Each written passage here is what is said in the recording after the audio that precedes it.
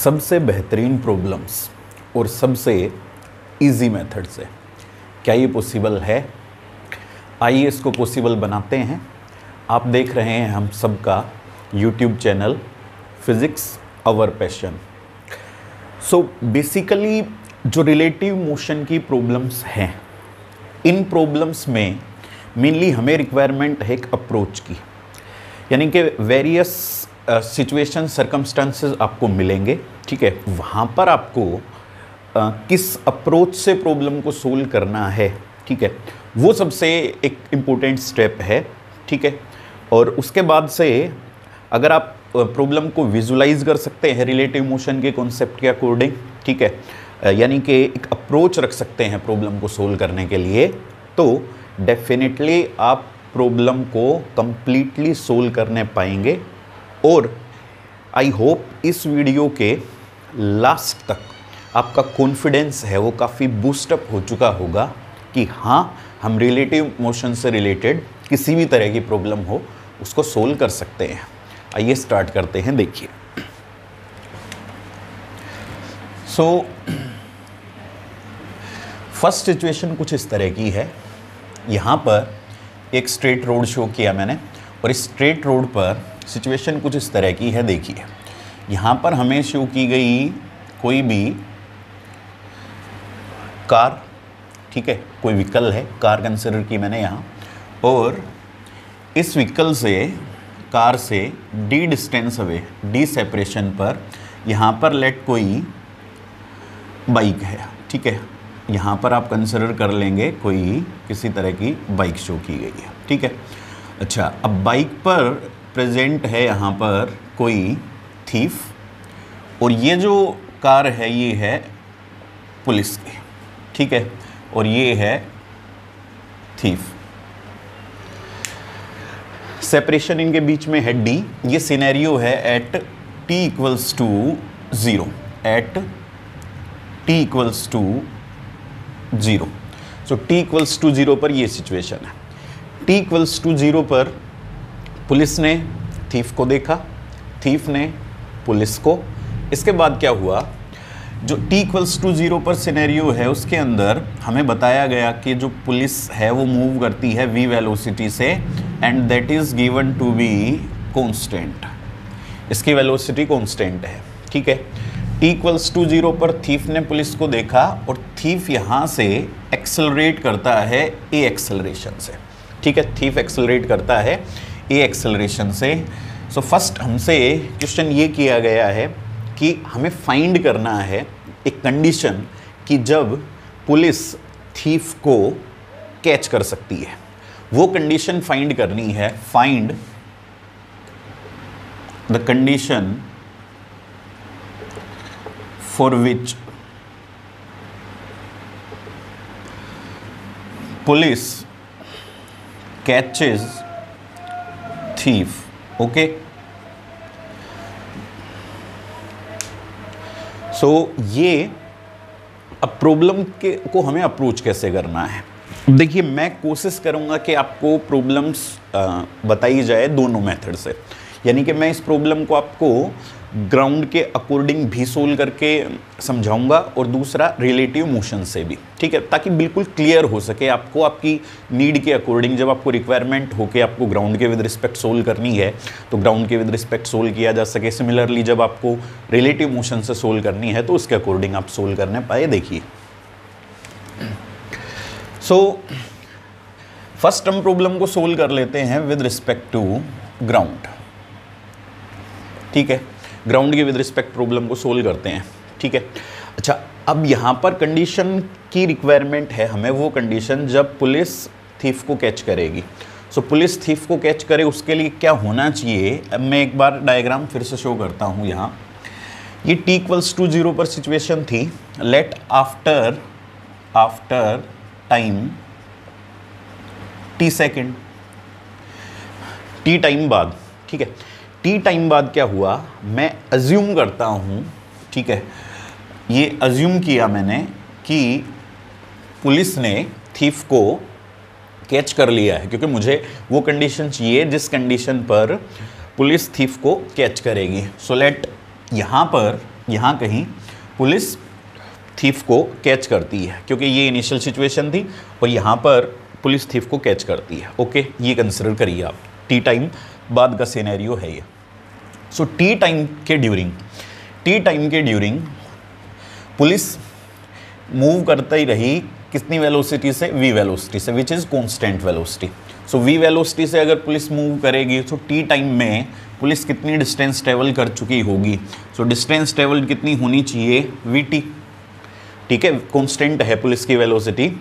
सो t time में कितनी distance travel की उसने, vt, ठीक है। ये डिस्टेंस कितनी है, दिस इज d, ये डिस्टेंस है d। इसके बाद अच्छा टी टाइम के लिए अगर थीफ एक्सेलरेट करता है, ठीक है, सो इनिशियली तो t इक्वल्स टू 0 पर थीफ किस में था, रेस्ट में था। t इक्वल्स टू 0 पर उसने पुलिस को देखा और फिर एक्सेलरेट किया। सो टी टाइम में ग्राउंड के विद रिस्पेक्ट कितना डिस्प्लेसमेंट थीफ ने कवर किया होगा। So s equals to ut plus half at square. So displacement कितना कवर किया, इनिशियल वेलोसिटी 0 है टी टाइम में, plus half at square. So कितना डिस्प्लेसमेंट कवर किया, half at square. So this is displacement of thief, half at square, ठीक है। अब अगर पुलिस थीफ को यहाँ कैच करती है, सो इस डायग्राम के अकॉर्डिंग जो मैंने अभी बनाया है, so vt must be equal to d plus half at square, vt equals to d plus half at square. Okay, अब यहाँ से मुझे वो कंडीशन कैसे मिलेगी जिसके लिए क्वेश्चन पूछा गया था कि वेरीफाई या कंडीशन पता करें जिसके लिए पुलिस थीफ को कैच करेगी। तो यहाँ पर देखिए t, ये जो इक्वेशन है ये t में क्वाड्रेटिक है। आप चाहें तो इस इक्वेशन को, कंप्लीट इक्वेशन को डिवाइड कर सकते हैं a/2 से, dividing complete equation by a/2। So a/2 से डिवाइड करते हैं, a/2 से यहाँ डिवाइड करेंगे तो क्या होगा, 2vt/a इक्वल्स टू, यहाँ भी a/2 से डिवाइड करेंगे, सो 2d/a plus T square. Okay, a/2 से डिवाइड करेंगे सो टी स्क्वायर, इसको उधर रखेंगे, minus 2v/a into t and plus 2d/a equals to 0। तो ये जो इक्वेशन है, ये इक्वेशन टी में क्वाड्रेटिक इक्वेशन है। ओके, सो अब यहाँ से अगर मुझे टी के जो रूट्स हैं वो रियल मिलेंगे तो उस केस में क्या कहेंगे कि पुलिस थीफ को कैच कर लेगी, ठीक है। और अगर इमेजिनरी होंगे तो उस केस में कैच नहीं करने पाएगी। बात को समझिए आप, ग्राउंड के विद रिस्पेक्ट हम प्रॉब्लम को सोल्व कर रहे हैं, ठीक है। और हमने यहाँ पर अज्यूम किया कि इस सिचुएशन के बाद, यानी t इक्वल्स टू 0 के टी टाइम बाद पुलिस थीफ को कैच करती है, ठीक है। सो थीफ ने कुछ डिस्टेंस ट्रेवल की होगी, पुलिस ने डिस्टेंस ट्रेवल की होगी। सो टी टाइम में मैंने पहले क्या किया है, टी टाइम में मैंने पुलिस ने जो डिस्टेंस ट्रेवल की वो फाइंड की vt, ठीक है। ये distance d already initially given ही थी। और अगर t सेकंड की बात करें तो t सेकंड में थीफ ने कितनी डिस्टेंस ट्रेवल करी, t सेकंड में थीफ ने हाफ at स्क्वायर। सो हमने ये अज्यूम किया कि पुलिस ने थीफ को कैच किया है, ये आप अज्यूम कर चुके थे। तो यहाँ से इस इक्वेशन के लिए t के रूट्स आपने भले ही अज्यूम किया हो, अब t के रूट्स अगर यहाँ से रियल आते हैं तो उस केस में इसका मतलब पुलिस थीफ को कैच करेगी, और अगर इमेजिनरी आते हैं तो वो नहीं करने पाएगी, ठीक है। अब यहाँ से t के रूट्स रियल होने के लिए, ठीक है, डिस्क्रिमिनेंट जो होना चाहिए क्वाड्रेटिक इक्वेशन का must be greater then 0, discriminant must be greater then 0। So यहाँ से डिस्क्रिमिनेंट की वैल्यू फाइंड करेंगे, सो b square minus 4ac greater than 0। सो इसका स्क्वायर करेंगे, दिस इज b, क्वाड्रेटिक आपको पता है ax square plus bx plus c equals to 0। तो यहाँ से b की वैल्यू क्या होगी, minus 2v/a।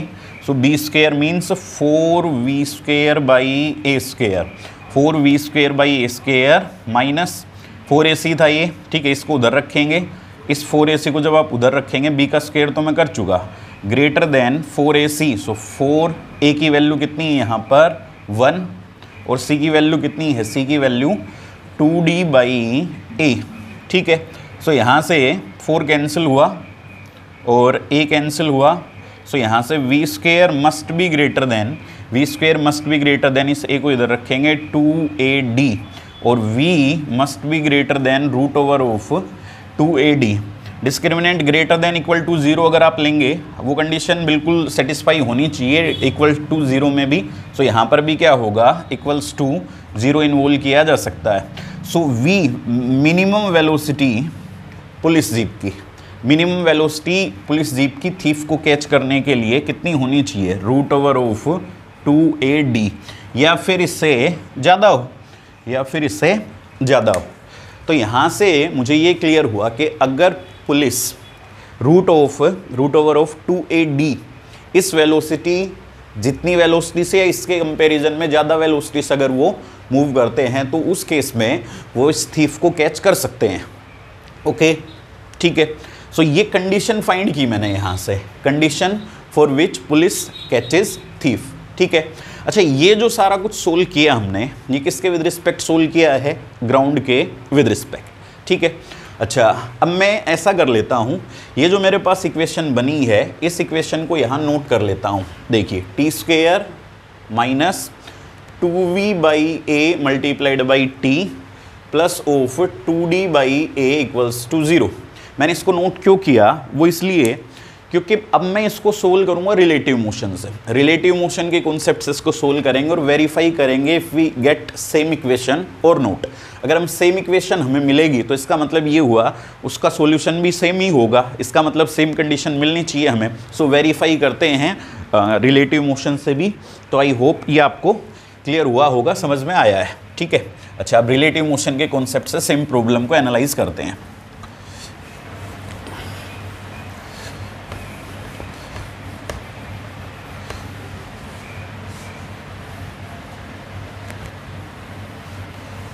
So relative motion के कॉन्सेप्ट के अंदर क्या करना है हमें कि मोशन जो है वो आपको डिसाइड करना है कि मैं किसके विद रिस्पेक्ट प्रॉब्लम को सोल्व करूंगा। ठीक है।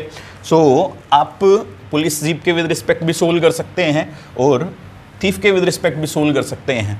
तो हम सोल्व कर लेते हैं, किसी के विद रिस्पेक्ट कर लीजिए, थीफ के विद रिस्पेक्ट अगर सोल्व करें। So with respect to thief, अब यहाँ पर आपको कंसंट्रेट करना चाहिए। ठीक है, कंसंट्रेट कंप्लीट लेक्चर के थ्रू आउट करना चाहिए, बट यहाँ पर हमें एक्स्ट्रा कंसंट्रेशन की रिक्वायरमेंट है। रिलेटिव मोशन के कॉन्सेप्ट को अप्लाई कर रहा हूँ, यहाँ से आपको समझना होगा कि क्या अप्रोच होनी चाहिए हमारी प्रॉब्लम को सोल्व करने की। सो पहले आप डिसाइड करेंगे कि रिलेटिव मोशन के अंदर किसके विद रिस्पेक्ट प्रॉब्लम को सोल्व करेंगे। सो हमने डिसाइड किया कि थीफ के विद रिस्पेक्ट सोल्व करेंगे। जिसके विद रिस्पेक्ट भी आप प्रॉब्लम को सोल्व करते हैं, जिसके विद रिस्पेक्ट भी आप प्रॉब्लम को सोल्व करते हैं, तो उस केस में क्या होगा, वो हम कंसिडर करते हैं रेस्ट में। और कॉन्सेप्ट ये है कि यहाँ पर हम अज्यूम करते हैं, यहाँ पर हम कंसिडर करते हैं कि जैसे कोई एंट है जिसके विद रिस्पेक्ट प्रॉब्लम को सोल्व करना है, थीफ के विद रिस्पेक्ट सोल्व करना था, तो हमने यहाँ पर एक एंट कंसिडर की। अब इस एंट के लिए थीफ किस में हो चुका है, रेस्ट में। ठीक है। मैं आपसे एक रिक्वेस्ट करूंगा, अगर आप डायरेक्ट ये लेक्चर देख रहे हैं तो मे बी आपको उतना क्लियर ना होने पाए, तो बेटर ये है जो इससे प्रीवियस लेक्चर है जिसमें हमने जो थ्योरेटिकल बेस, जो इसका बेस है वो डिस्कस किया था, वो आप पहले एक बार ज़रूर देखें, तो उसके बाद से आपको कंप्लीटली समझ में आएगा अच्छे से। तो देखिए, सो एंट कंसिडर की हमने यहाँ, तो एंट के विद रिस्पेक्ट तो थीफ किस में हुआ, रेस्ट में। ओके। अच्छा, अब यहाँ पर पुलिस की कार है जो कि मूव कर रही थी वी वेलोसिटी से। अब एवरीथिंग जो भी कुछ है वो आपको कंसिडर करना है किसके विद रिस्पेक्ट, इस फ्रेम के विद रिस्पेक्ट। यानी थीफ हमारे लिए एक फ्रेम कंसिडर करेंगे हम, और एंट इस पर प्रेजेंट है, तो everything will be described with respect to thief. Solve कैसे करना होगा वो देखिए। सो अब t सेकंड बाद अगर ये रेस्ट में आ गया, ठीक है, और मैं अज्यूम करता हूं कि भाई t सेकंड बाद पुलिस ने थीफ को कैच किया। सो रिलेटिव मोशन के कॉन्सेप्ट के अकॉर्डिंग, एंट जो है, एंट के अकॉर्डिंग ये थीफ तो रेस्ट में है, तो पुलिस उसको कैसे कैच कर सकती है। एक ही सॉल्यूशन है उसका कि पुलिस ट्रेवल करे कितनी डिस्टेंस, डी डिस्टेंस, क्योंकि एंड के अकॉर्डिंग थीफ तो रेस्ट में है, तो ये पुलिस उसको कब कैच कर सकती है, तब कैच कर सकती है जब पुलिस कितनी डिस्टेंस ट्रेवल करे इसके with respect, D distance travel करे। ओके, अब देखिए, अब कल जो मैंने आपको बताया था, तो हमने अज्यूम किया लेट आफ्टर टी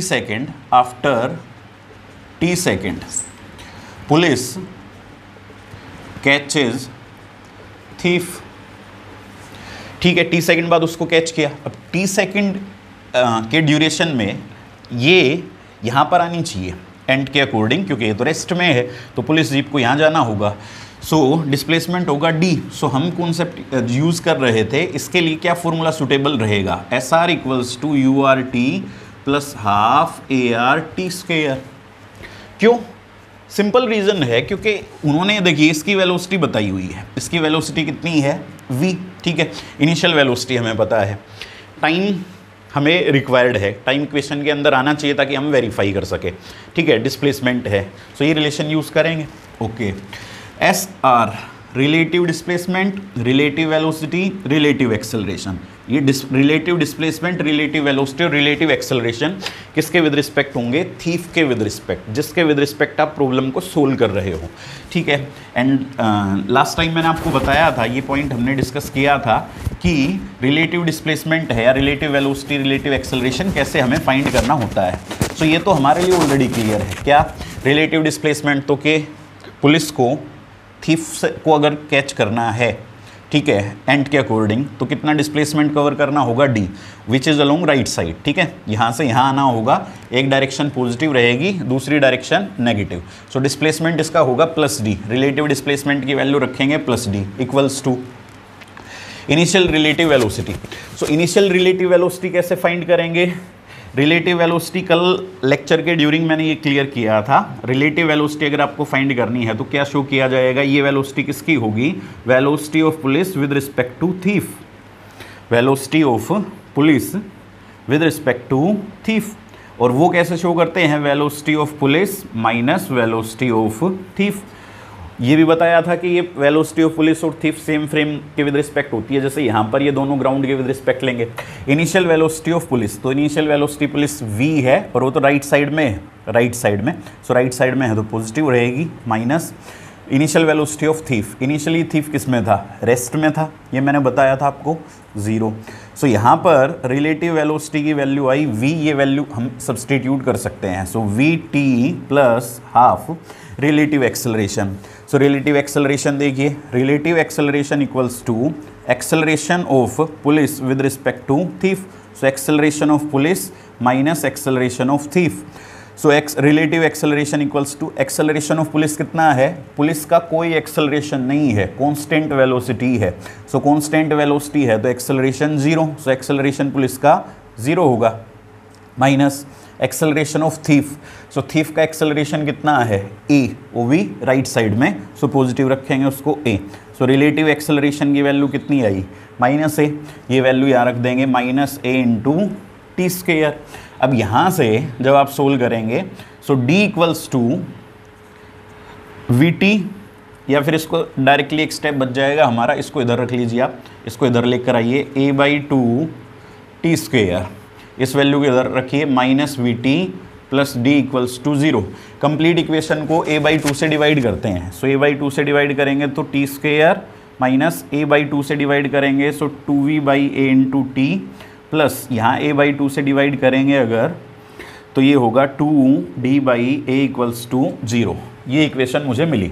अब आप इस इक्वेशन को कंपेयर करिए इस इक्वेशन से, t square minus 2vt by a plus 2d by a equals to 0, same equation मिल रही है। यानी यहाँ पर अगर हम कंडीशन अप्लाई करेंगे कि अगर पुलिस थीफ को कैच करती है तो उस केस में टी के जो रूट्स है वो रियल होने चाहिए, तो discriminant should be greater then 0 होना चाहिए, तो उस केस में आपको सेम रिजल्ट जो हमने ग्राउंड के विद रिस्पेक्ट सोल्व किया था वो सेम रिजल्ट मिलेगा, ठीक है। सो ये जो डिस्कशन था, ये जो हमने अप्रोच थी, ये रिलेटिव मोशन के कॉन्सेप्ट के अकॉर्डिंग थी। पहले डिसाइड करेंगे किसके विद रिस्पेक्ट सोल्व करना है, वहाँ पर कंसिडर करेंगे एक एंड, उस एंड के अकॉर्डिंग ये फ्रेम किस में है, रेस्ट में। दूसरा जो बच गया है ना। दूसरा जो बच गया उसके लिए आप कोई भी रिलेशन अप्लाई कर सकते हैं काइनेमेटिक्स का, v equals to u plus a t, u t plus half a t square, v square minus u square equals to 2s, but वो सभी इस फ्रेम के विद रिस्पेक्ट अप्लाई किए जाएंगे। तो उसमें सभी में हम डिस्प्लेसमेंट, वेलोसिटी और एक्सेलरेशन को रिलेटिव रखेंगे। और ये relative displacement, relative velocity, relative acceleration कैसे फाइंड करना है वो मैंने यहाँ भी आपको समझाया और लास्ट लेक्चर में बताया था। सो आई होप कुछ आइडिया आपको क्लियर हुआ है कि हमें रिलेटिव मोशन से प्रॉब्लम्स को कैसे सोल्व करना है। अब इसके बाद मैं एक और अच्छी प्रॉब्लम आपसे डिस्कस करता हूं, सेम कॉन्सेप्ट रिलेटिव मोशन का यूज करेंगे। देखिए,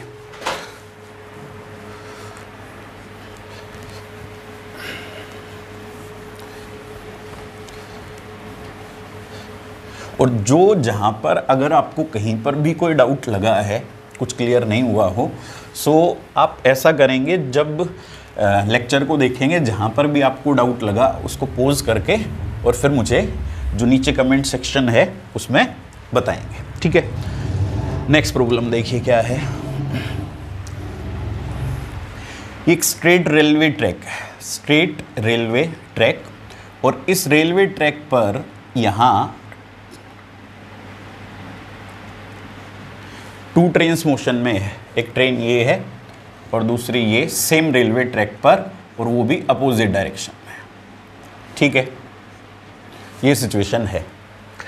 अच्छा, दोनों ट्रेन्स है, उनकी velocity let v1 equals to 30 kilometre per hour, और इसकी वेलोसिटी इधर let v2 equals to, same consider कर लेते हैं, 30 किलोमीटर पर आवर। ओके, 30 और ये भी 30 है, ठीक है, बट अपोजिट डायरेक्शन में है। ओके, अच्छा, नेक्स्ट अब यहाँ से ये देखिए कि यहाँ पर कोई फर्स्ट जो ट्रेन है, फर्स्ट ट्रेन पर यहाँ पर कोई बर्ड है, ठीक है, ये कोई बर्ड है, यहाँ ये ट्रेन है, ठीक है। सो ये बर्ड है और ये बर्ड, और जब दोनों ट्रेन से एक दूसरे से कितने सेपरेशन पर है, लेट 60 किलोमीटर। अब इन दोनों ट्रेन्स के बीच में अभी 60 किलोमीटर का सेपरेशन है। सो बर्ड ने सेकंड ट्रेन को देखा कि भाई सेम रेलवे ट्रैक पर वो मोशन में है। अभी कहाँ पर प्रेजेंट है बर्ड? फर्स्ट ट्रेन पर। इनके बीच में तब सेपरेशन कितना था? 60 किलोमीटर। तो उसने देखा कि ये ट्रेन सेम ट्रैक पर मोशन में है। अब वो क्या करेगा, in order to awake this driver, वो यहाँ से मूव करता है और यहाँ आता है, इस ट्रेन को आकर हिट करता है, ठीक है। तो उस केस में ड्राइवर है वो अवेक नहीं होता, ठीक है। उसके बाद से वो यहाँ हिट करने के बाद, अब ये मानकर चलिए आप, उसकी एक ट्रिप कंप्लीट हो गई है, यहाँ से यहाँ तक उसकी एक ट्रिप कंप्लीट हो गई। उसके बाद वो वापस टर्न लेता है, सेकंड ट्रेन को हिट करता है, उसके बाद वो वापस इसमें सेकंड ट्रेन को हिट करता है। तो ये जो मोशन है उसका वो कंटिन्यू रहता है। हमसे पूछा गया है find the number of trips the bird make before getting sandwiched between the two trains. Number of trips find करनी है इस बर्ड की, ठीक है। नंबर ऑफ ट्रिप्स फाइंड करनी है before getting sandwiched between the two trains. I hope आपको problem समझ में आई है, क्योंकि ये दोनों ट्रेन्स मूव कर रही होंगी, अप्रोच कर रही होंगी, और ये जो बर्ड था वो कभी उसको हिट करेगा, फिर इसको, फिर इसको, फिर इसको, इस तरह से। सो कि उन ट्रेन्स के कोलाइड करने से पहले इस बर्ड ने कितनी total number of trips cover की वो हमें फाइंड करना। और ट्रिप आप इसको कंसिडर करेंगे कि यहाँ से बर्ड अगर यहाँ पर आता है तो इसको आप 1 ट्रिप कंसिडर कर सकते हैं, ठीक है। ये इन्फॉर्मेशन मैं आपको प्रोवाइड कर रहा हूँ। करें स्टार्ट। सो इस प्रॉब्लम को कैसे सोल्व करेंगे, क्या अप्रोच होनी चाहिए हमारी। देखिए, सबसे पहले हमें क्या करना चाहिए, टाइम फाइंड करना चाहिए कि ये दोनों ट्रेन्स, ठीक है, कितना टाइम लेंगी एक दूसरे को हिट करने में। सो फर्स्ट हम फाइंड करते हैं टी। सो टाइम फाइंड करने के लिए देखिए क्या करना चाहिए हमें। फर्स्ट सेपरेशन कितना है 60 किलोमीटर, ठीक है। वेलोसिटी कांस्टेंट है दोनों ट्रेन्स की, सो एक्सेलरेशन का कोई केस है नहीं, ठीक है। सो आप यूज़ करिए SR equals to URT plus half ART square. Relative acceleration 0 रहेगा क्योंकि दोनों ट्रेन्स की वेलोसिटी कांस्टेंट है, और वेलोसिटी कांस्टेंट है तो एक्सेलरेशन भी क्या रहेगा, दोनों का 0, ठीक है। अच्छा, किसी भी एक ट्रेन के विद रिस्पेक्ट आप सोल्व कर सकते हैं, किसी भी ट्रेन के विद रिस्पेक्ट, ठीक है, ये फॉर्मूला यूज़ कर सकते हैं। तो विद रिस्पेक्ट टू फर्स्ट, पहली ट्रेन के विद रिस्पेक्ट अगर हम सोल्व करें, ठीक है। सो एक मेथड मैंने आपको ये बताया था, मैं यहाँ पर उसका भी यूज़ करके आपको समझा देता हूँ। अब with respect to first train अगर देखें, ये फॉर्मूला अगर आपको अप्लाई करना है, सो हमने डिसाइड किया फ्रेम ये, सो इस फ्रेम के अकॉर्डिंग ये, सो इसकी वेलोसिटी इधर V1 कितनी है 30 किलोमीटर पर आवर, ठीक है। इसकी वेलोसिटी कितनी है इधर V2 equals to 30 kilometre per our.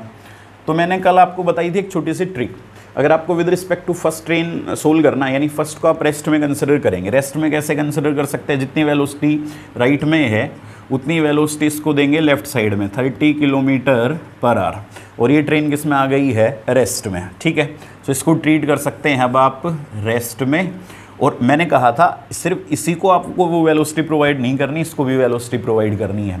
सो इसको वेलोसिटी प्रोवाइड करेंगे, अगर इधर 30 है तो इधर आपने 30 दी उसको, तो इसको भी 30 इधर प्रोवाइड करनी पड़ेगी। तो अब इस फ्रेम के विद रिस्पेक्ट, यानी फर्स्ट फ्रेम के विद रिस्पेक्ट, यहाँ पर अगर एक एंड है तो वो जो एंड रहेगी उस एंड के अकॉर्डिंग ये ट्रेन किस में रहेगी, रेस्ट में, और ये कितनी वेलोसिटी से मूव कर रही होगी 30 इसकी ऑलरेडी थी, और यहाँ 30 जब आपने दी इसको रेस्ट में लाने के लिए तो इसको भी 30 देनी पड़ेगी। तो 30 ऑलरेडी है और 30 और दिया आपने, तो इसकी कितनी हो गई 60 किलोमीटर पर आवर, ठीक है।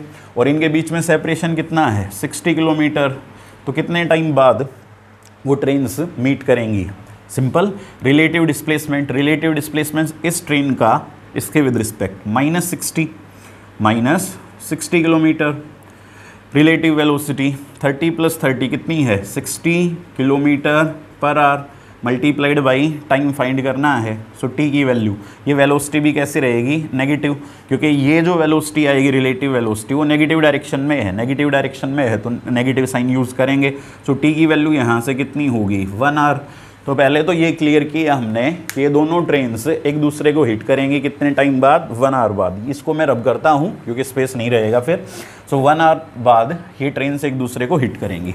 नेक्स्ट इसके बाद से, ठीक है, ये तो क्लियर हुआ हमें, ठीक है।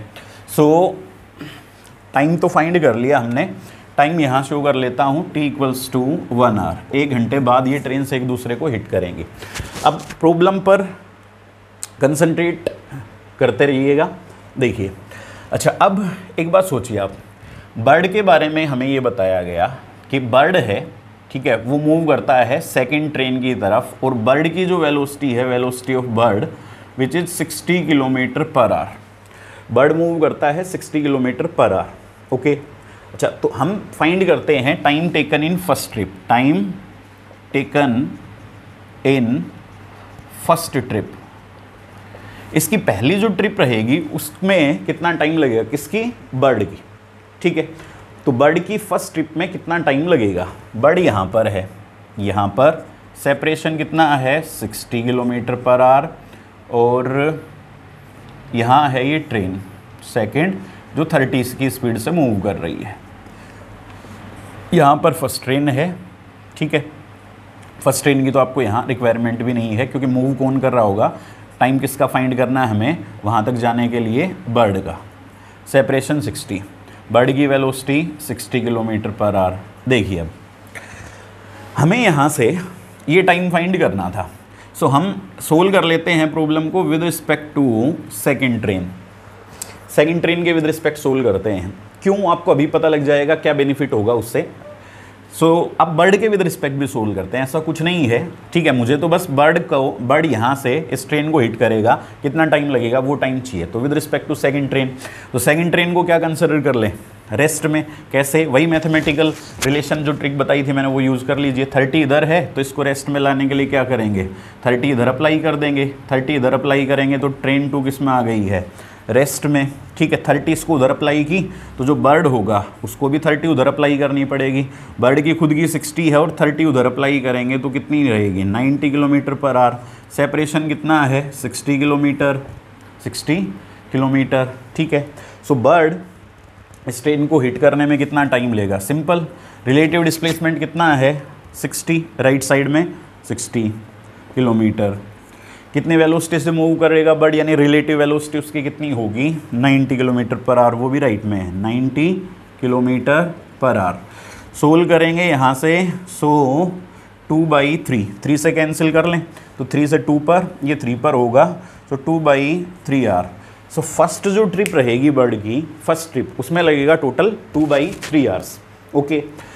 अब हमने टाइम पता कर लिया कि ये बर्ड उसको हिट करने में कितना टाइम लेगा, 2/3 आवर्स का टाइम लेगा। अब इन 2/3 आवर्स के टाइम के ड्यूरिंग ये ट्रेन भी मोशन में है और ये ट्रेन भी मोशन में है, क्योंकि ये तो एक कॉन्सेप्ट है कि भाई हमें जब दो बॉडीज़ मूव कर रही हो, ठीक है, दो बॉडीज़ जब मूव कर रही हो, ठीक है, तो रिलेटिव मोशन के कॉन्सेप्ट के अकॉर्डिंग हम एक बॉडी को तो रेस्ट में कंसिडर करते हैं, रेस्ट में ले आते हैं, और दूसरी बॉडी को मूव कराते हैं ताकि हमें प्रॉब्लम को सोल्व करना ईजी लगे।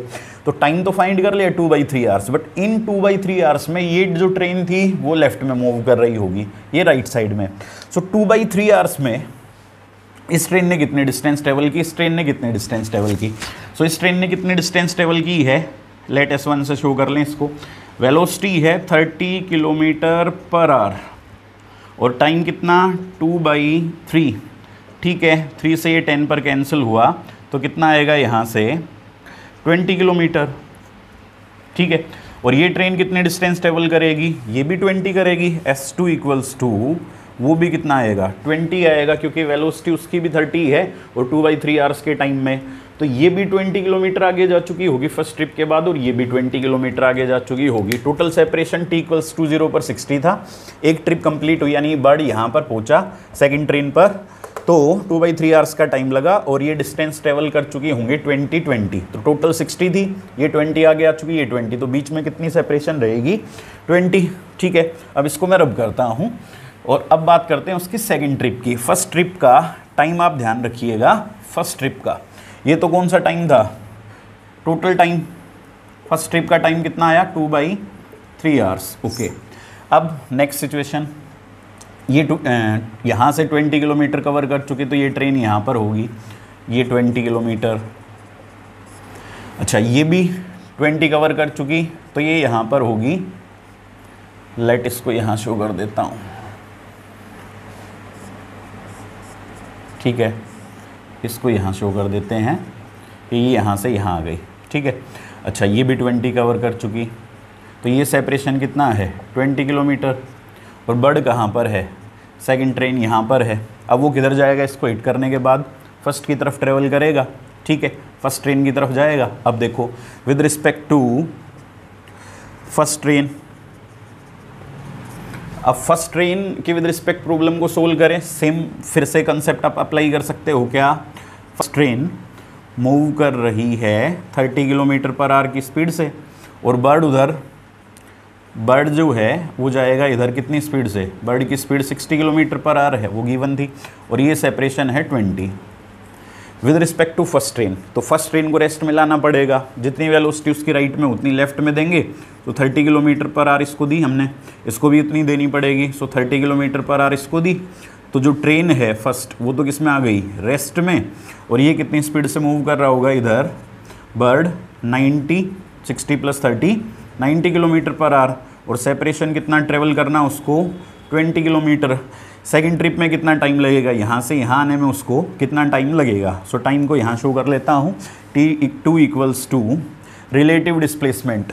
सो रिलेटिव डिस्प्लेसमेंट कितना होगा -20, इधर है, यहाँ से बर्ड को यहाँ आना पड़ेगा, सो -20 किलोमीटर डिवाइडेड बाई कितनी वेलोसिटी से मूव कर रहा होगा इधर 90, बट नेगेटिव होगी क्योंकि नेगेटिव एक्सिस का लॉन्ग है, सो -90 किलोमीटर पर आवर। ये माइनस कैंसिल हुआ, सो t2 की वैल्यू यहाँ से 2/9 आवर, तो यहाँ t2 की वैल्यू सेकंड ट्रिप में कितना टाइम लगा 2/9 आवर्स, जिसको यहाँ से आप लिख सकते हैं 2/9 को लिखा जा सकता है 3 का स्क्वायर। अब नेक्स्ट फिर कैसे सोल्व करेंगे, फिर से वही बात, 2/9 आवर्स के टाइम के ड्यूरिंग जब ये बर्ड यहाँ इसको हिट करने के बाद उधर जाएगा तो ये ट्रेन भी मोशन में है, वो भी मोशन में है, फिर उनके बीच का सेपरेशन फाइंड करेंगे, फिर तीसरी ट्रिप के लिए टाइम फाइंड करेंगे।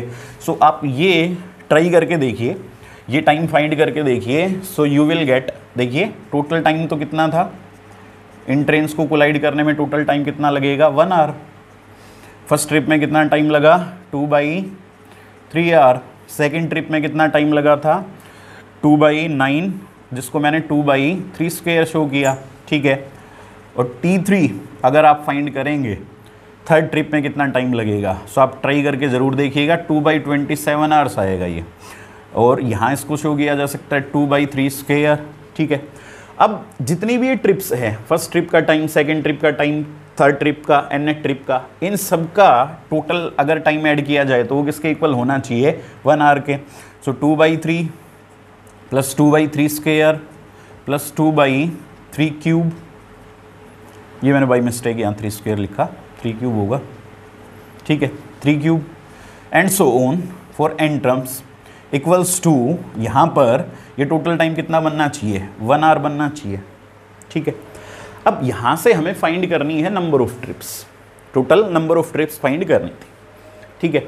अब मैं आपको एक इंटरेस्टिंग फैक्ट बताता हूँ, ये है ज्योमेट्रिक प्रोग्रेशन, ठीक है, वो आपको दिखाई दे भी रहा होगा, 2/3, 2/9, 2/27।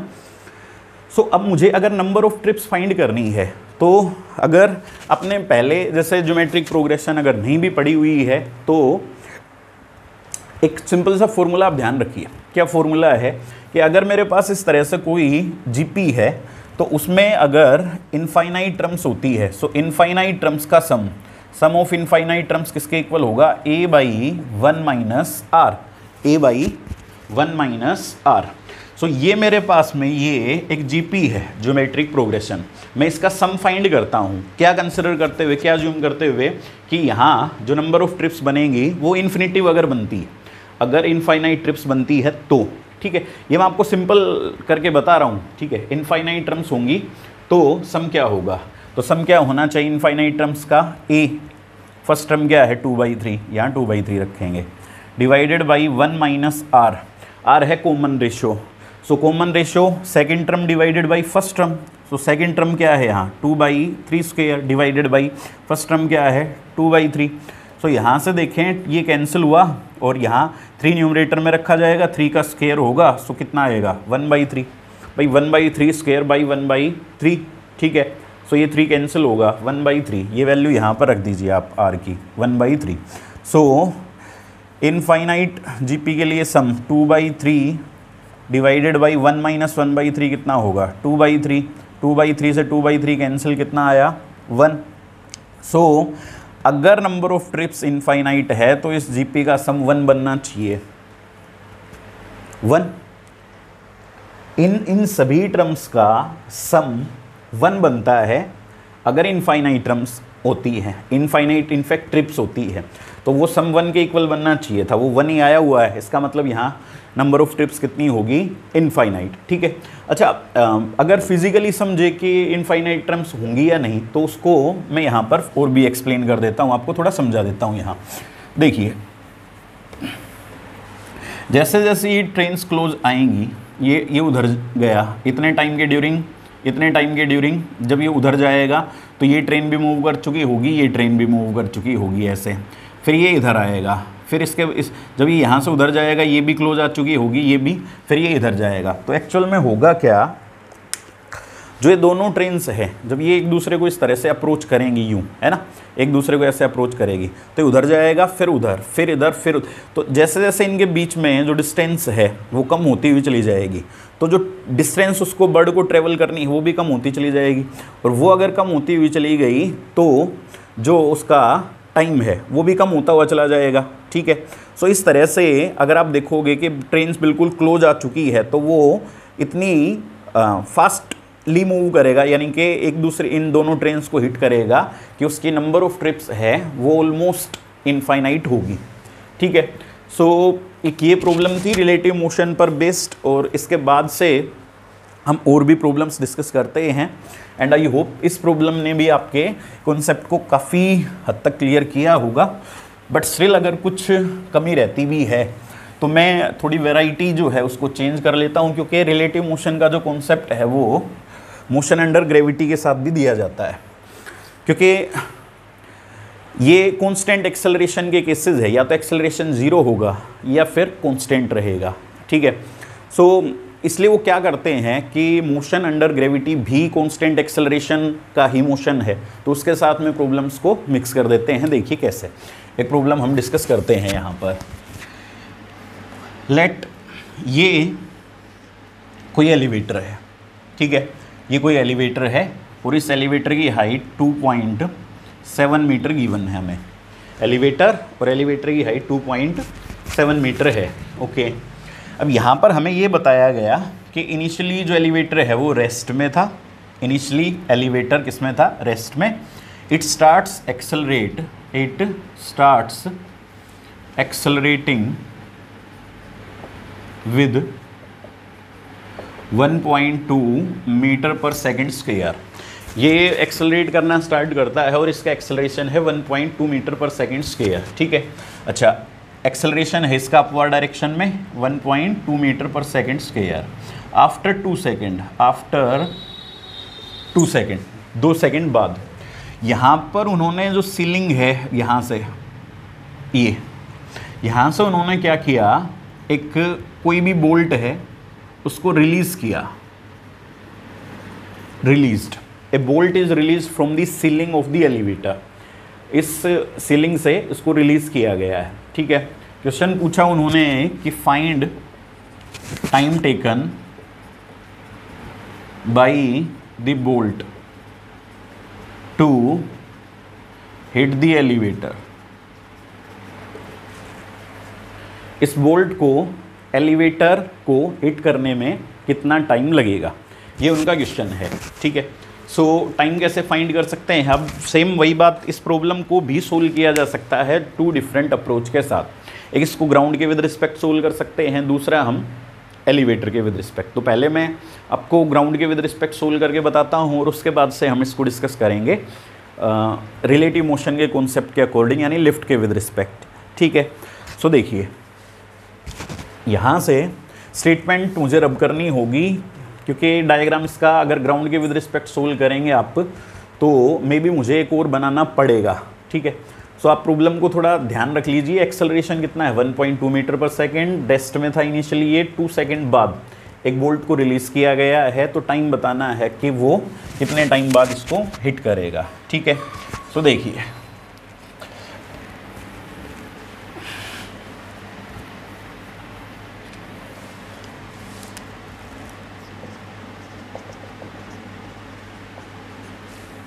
कैसे सोल्व करेंगे ग्राउंड के विद रिस्पेक्ट? तो फर्स्ट आफ्टर 2 सेकेंड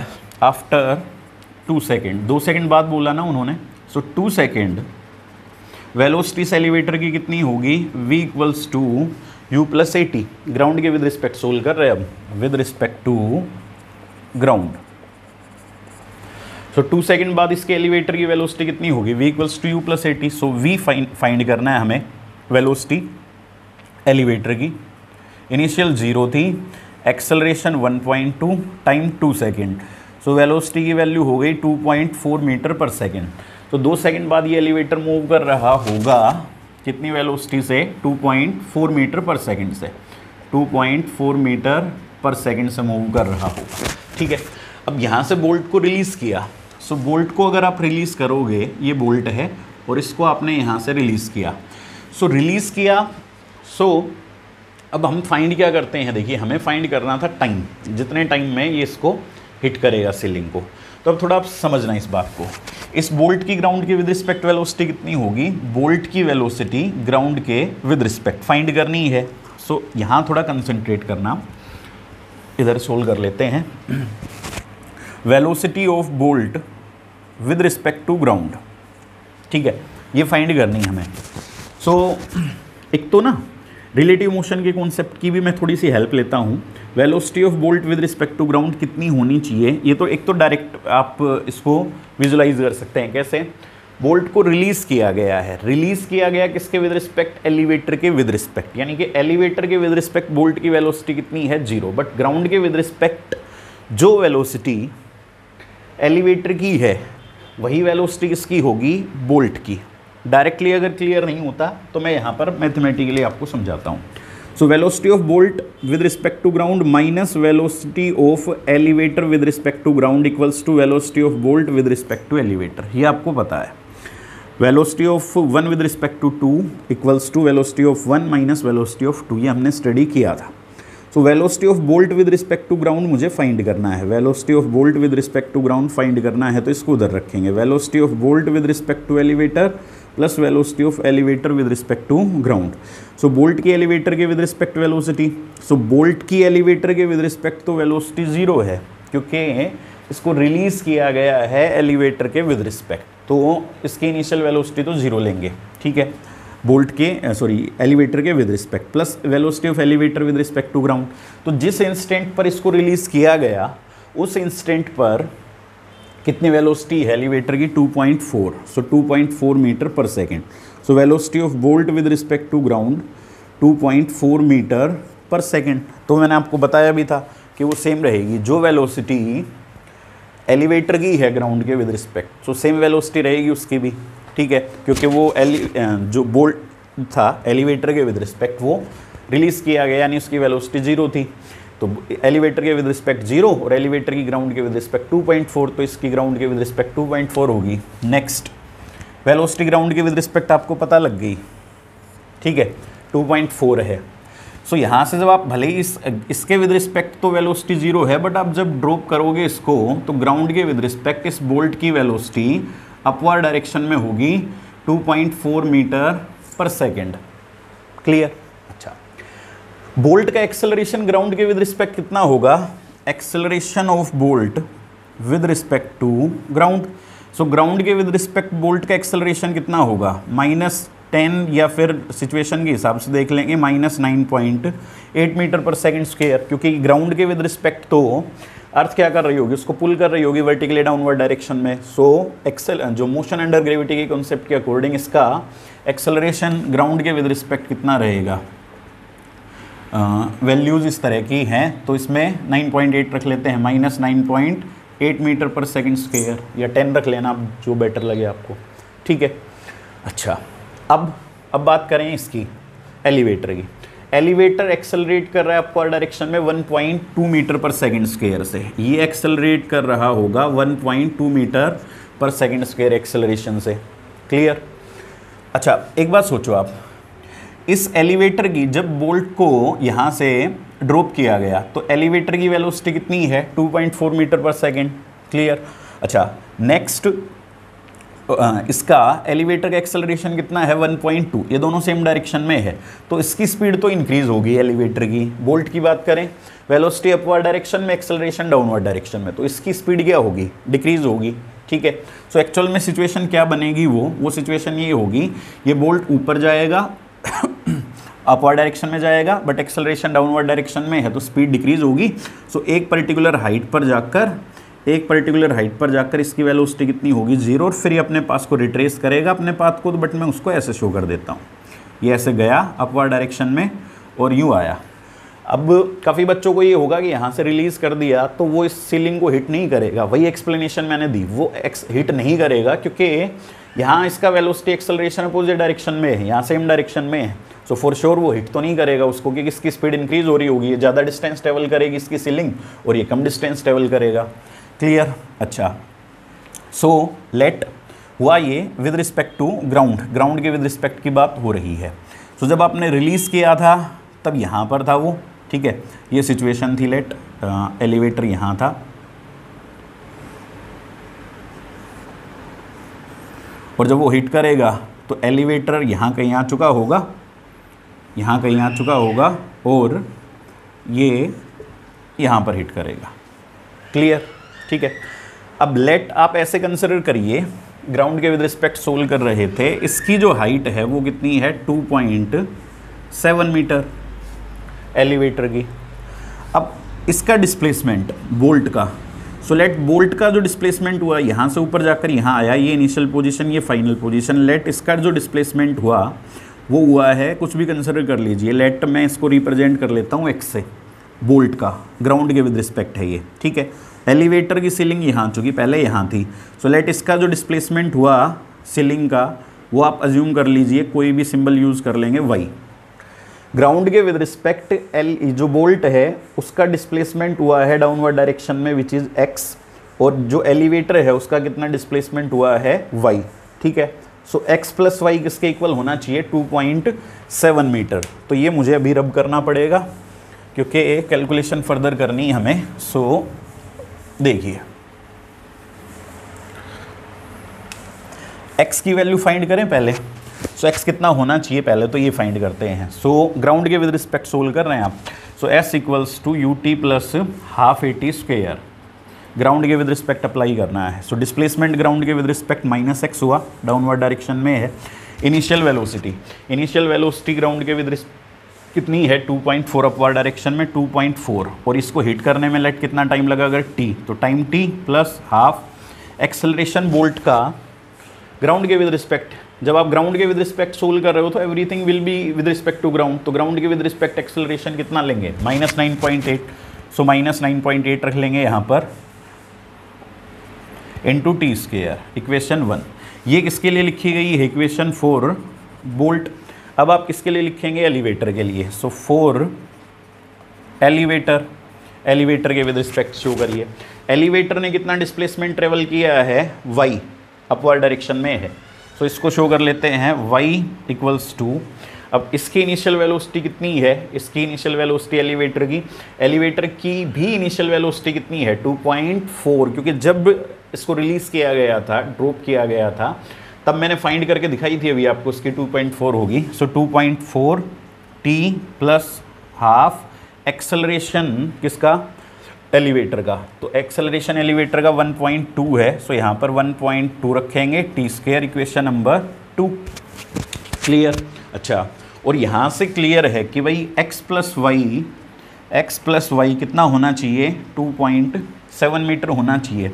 सो हमें x प्लस वाई चाहिए, तो इस इक्वेशन को आप माइनस से मल्टीप्लाई कर लो, इस इक्वेशन को माइनस से मल्टीप्लाई करते हैं थ्रू आउट। तो माइनस से करेंगे तो ये होगा x इक्वल्स टू -2.4t, और यहाँ माइनस से करेंगे so plus half 9.8 into t square. Add कर लेंगे दोनों को, दोनों इक्वेशंस को ऐड करेंगे। सो x प्लस वाई ऐड करेंगे इनको, x प्लस वाई, और x प्लस वाई कितना है, 2.7 इक्वल्स टू, ये पॉजिटिव था ये नेगेटिव था, कैंसिल हुआ, 1/2 टी स्क्वेयर इंटू 9.8 और 1.2 कितना होगा, 11 ही होगा ना ये।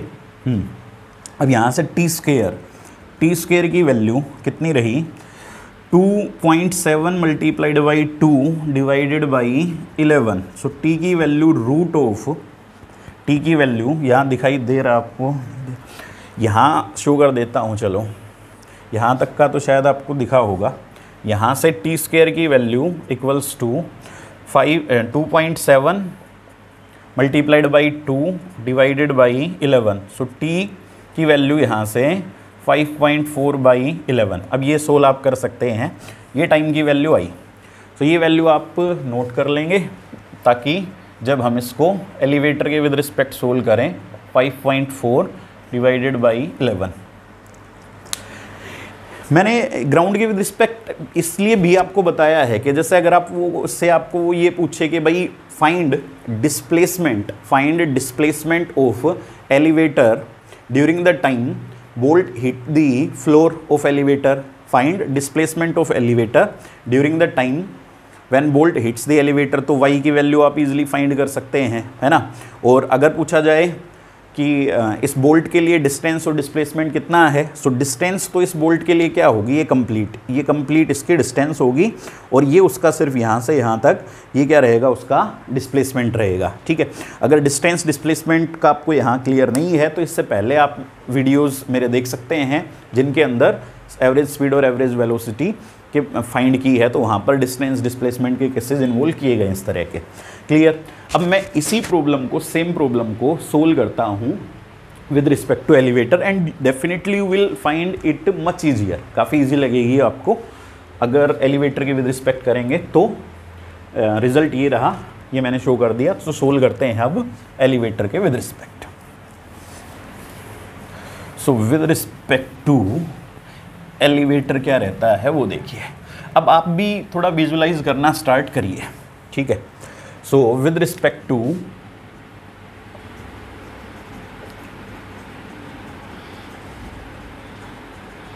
एलिवेटर, सो एलिवेटर के विद रिस्पेक्ट क्या होगा। सो लेट एक एलिवेटर के विद रिस्पेक्ट कंसिडर करेंगे तो यहाँ पर एक एंड कंसिडर कर लें, और इस एंड के लिए एलिवेटर किस में आ चुका है, रेस्ट में, ठीक है।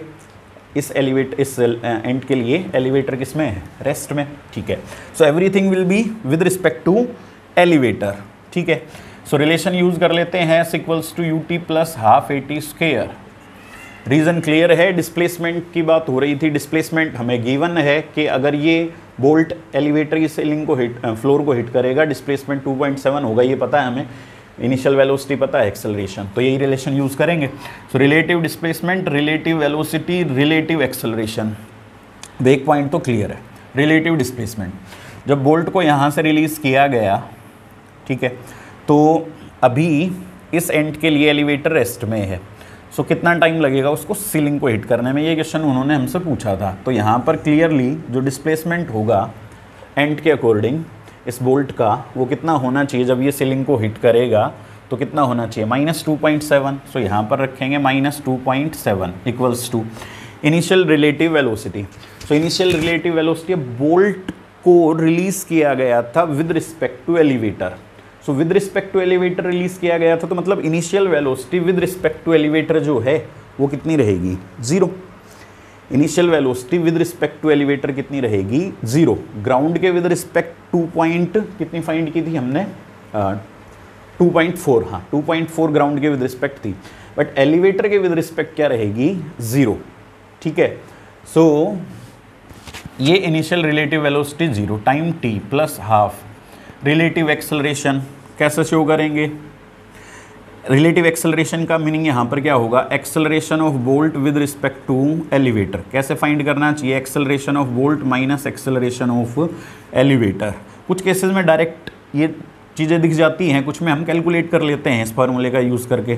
सो एक्सेलरेशन ऑफ बोल्ट किसके विद रिस्पेक्ट लेंगे, ग्राउंड के विद रिस्पेक्ट। तो ग्राउंड के विद रिस्पेक्ट इसका एक्सेलरेशन कितना होगा, -9.8 होगा। ग्राउंड के विद रिस्पेक्ट बोल्ट का acceleration -9.8 minus acceleration of elevator. अब इस एलिवेटर का एक्सेलरेशन कितना है, 1.2। कौन सी डायरेक्शन में, अपवर्ड डायरेक्शन में। सो अपवर्ड डायरेक्शन पॉजिटिव होगी, डाउनवर्ड नेगेटिव। सो ये तो रहेगा नेगेटिव अर्थ की वजह से एक्सेलरेशन बोल्ट का ग्राउंड के विद रिस्पेक्ट, और एलिवेटर का ग्राउंड के विद रिस्पेक्ट 1.2 अपवर्ड डायरेक्शन में। सो कितना हुआ ये, -11 metre per second square, -11 into t square, ठीक है। So -2.7 equals to -11/2 into t square, minus cancel हुआ यहाँ से, टी स्क्वायर 2.7 इंटू 2/11, और टी की वैल्यू √5.4/11। इसको सोल्व कर सकते हैं आप दिस मच सेकेंड। सो ये वैल्यू सेम आती है, ठीक है। सो आई होप आपको रिलेटिव मोशन की अप्रोच क्लियर हो चुकी है, ठीक है। अब जहाँ डाउट्स आपके वो आप कमेंट सेक्शन में बिल्कुल मुझे बता सकते हैं, और जो भी डाउट्स होंगे आपके उनके लिए जो भी वैलिड आंसर होगा वो आपको दिया जाएगा एक्सप्लेनेशन, ठीक है। और कुछ एक्सरसाइज और भी इसी तरह के क्वेश्चंस भी डिस्कस किए जा सकते हैं, बट वो फॉर एन एक्सरसाइज में आपको होमवर्क के लिए दूंगा।